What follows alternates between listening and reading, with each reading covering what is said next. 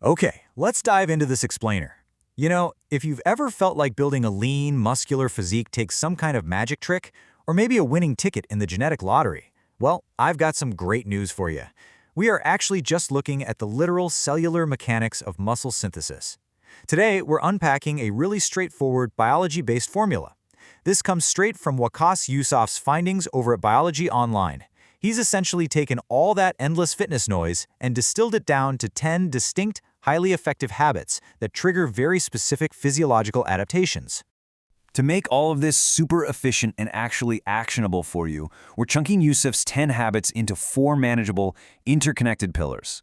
We'll look at the muscle-building stimulus, fueling your body's engine, the power of true recovery, mindset and measuring progress, and we'll wrap it all up with consistency over perfection.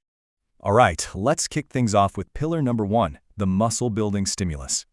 Listen, before we can build anything, we have to create the physical demand for it, right?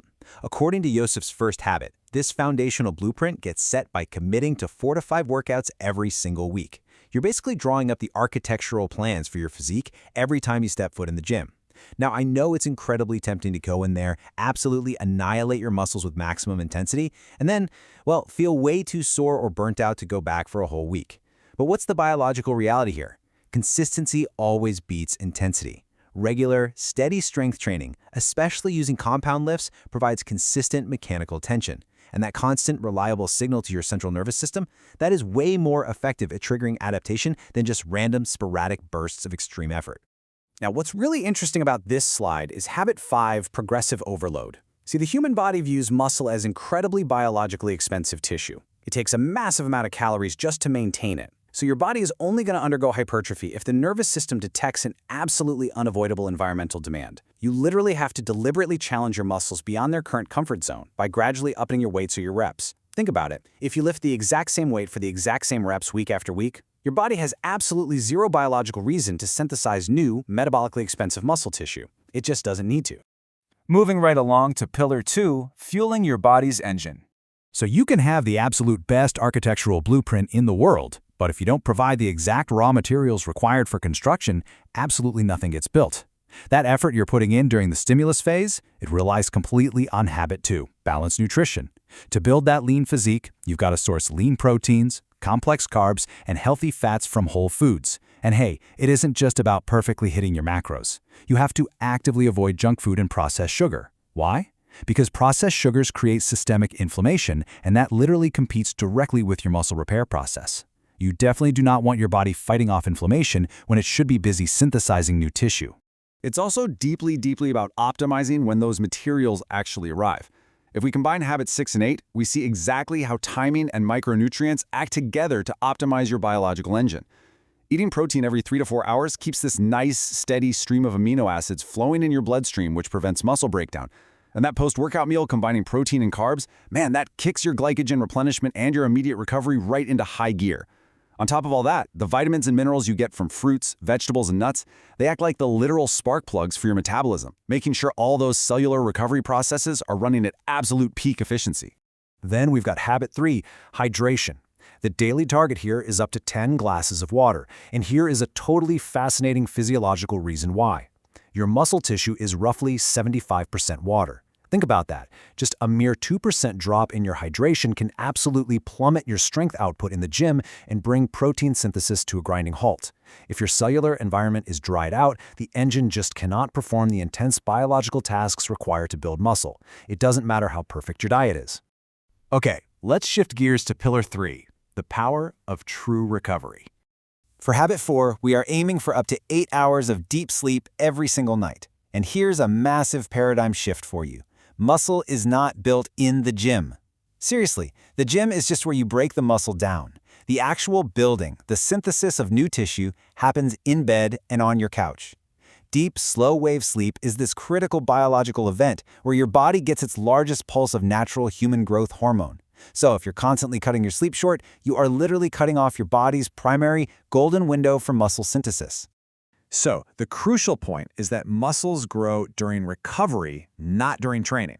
And this directly addresses habit 10, which is to strictly avoid overtraining. Look, when you lift heavy, you are creating mechanical damage. We're talking actual micro tears in the muscle fibers. Those specific fibers require dedicated time off to repair thicker and stronger. If you just keep hammering the exact same muscles without any rest, well, you're going to outpace your body's repair mechanisms and you'll completely stall your progress entirely. Which brings us to Pillar 4, mindset and measuring progress. You know, long-term success is largely dictated by the unseen variables happening inside your body. That's why Habit 7 focuses heavily on stress management, specifically because of a pesky hormone called cortisol.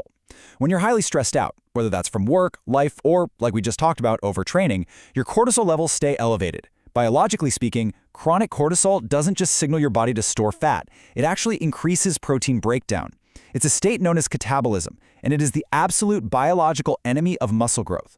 That is exactly why active mitigation, things like medication, deep breathing, or just having a relaxing hobby is honestly just as important as lifting the heavy weights. And to make sure all these invisible biological processes are actually moving in the right direction, we need Habit 9. Track your progress. Whether you prefer a classic physical journal or a slick app on your phone, tracking your workouts, the exact weights you lifted, your calorie intake, and your body changes, it turns all your abstract daily effort into hard, usable data. I mean, without logging that you squatted, say, 200 pounds on Monday, you simply cannot guarantee that progressive overload is actually taking place. Tracking completely removes the guesswork. It shows you precisely what is working on a cellular, biological level. Finally, let's bring it all together in Section 5, consistency over perfection. Trying to manage 10 different habits all at once can feel super overwhelming, especially if you're striving for flawless execution right out of the gate. But the biology of building a lean physique demands a sustainable strategy, not perfection. And this brilliantly illustrates how Waqas Yousaf's habits seamlessly form a systematic biological loop in just 4 daily steps. 1. Provide the stimulus through consistent mechanical tension. 2. Fuel the engine with whole foods and plenty of hydration. 3. Prioritize recovery with deep sleep and essential rest. And 4. Manage your stress and track your data. It's that simple. If you miss an hour of sleep or slip up on a meal, don't panic. Just jump right back into this loop the very next day. As we wrap up this explainer, I want to leave you with one final question to ask yourself. Are you going to rely on unsustainable intensity, or are you ready to commit to the consistent science of transformation? Building the physique you really want isn't about crushing yourself in the gym for a month and then completely burning out. It's about embracing these 10 biological habits and just executing the physiological fundamentals day in and day out. Thanks so much for joining me for this breakdown of Waqas Yousaf's findings. Put these science-based tips into practice, and trust me, the biological adaptations will inevitably follow.